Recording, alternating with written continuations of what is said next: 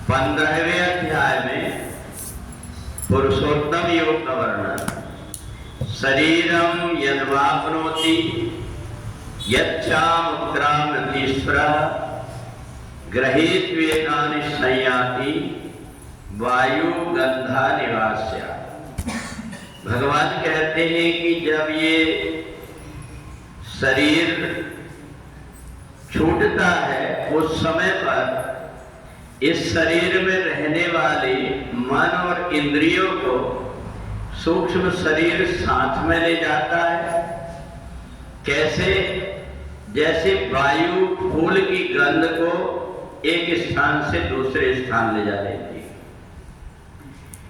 15वें अध्याय में पुरुषोत्तम योग का वर्णन है। अर्जुन ने भगवान से पूछा कि संसार में हमें अलग अलग व्यक्ति दिखाई क्यों देते हैं? सब मम प्रिय सब मम उपजाए। जब सब मनुष्य आपसे उत्पन्न हुए हैं तो फिर इनमें अंतर हमें दिखाई क्यों देता है?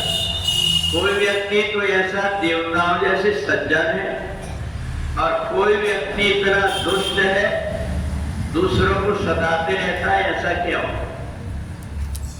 भगवान ने कहा सृष्टि के प्रारंभ में तो सब व्यक्ति उत्तम ही प्रकार के, और इसलिए भगवान ने पुरुषोत्तम योग बताया। ये संसार एक वृक्ष जैसे फैलता है। कैसे फैलता है?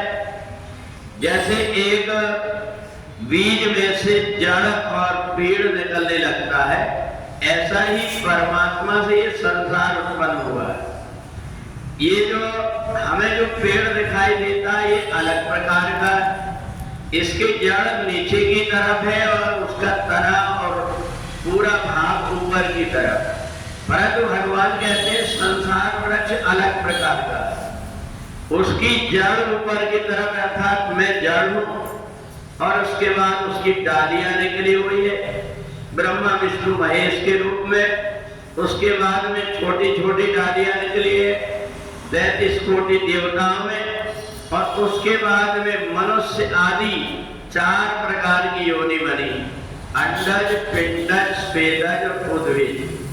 अंडे से उत्पन्न होने वाली, शरीर से शरीर उत्पन्न होने वाली, पेड़ पौधे, और दूसरा पसीना से उत्पन्न होने वाले जीव जंतु। ये 4 प्रकार की अलग अलग खाने हैं।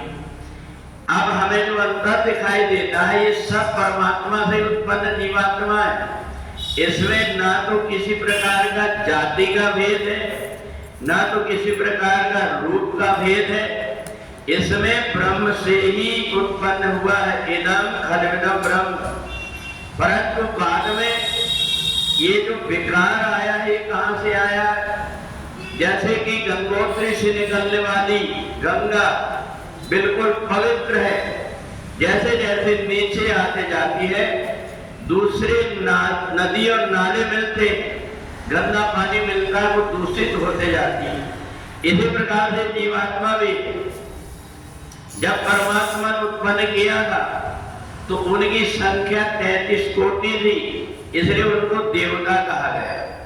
और जब धीरे धीरे ये जन्म लेते मरते कई प्रकार के कर्म के बंधन में उलझ गया, तो उस समय पर इसके अंदर अच्छे और बुरे कर्म आ गए।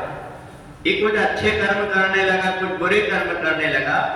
तो जिस व्यक्ति ने अच्छे कर्म किया है वो जाकर के प्राप्त पुण्यकृताम लोकान उषित्वा शाश्वती समा, अच्छे परिवार में जाकर के जन्म ले लेता है और बचपन से ही अच्छे कर्म करके और परमात्मा की तरफ चलने लगता है। कोई व्यक्ति दूसरे इंद्रियों के चक्कर में पड़ करके रास्ता भटक जाता है। तो इसी प्रकार से धीरे धीरे भटकते और व्यक्ति इतना गंदा हो जाता है कि वो दूसरों को सताने लगता है, दूसरों को कष्ट देने लगता है। तो इसलिए भगवान ने कहा कि एक जन्म में किए हुए कर्म दूसरे जन्म में सूक्ष्म शरीर में पहुंच जाते हैं।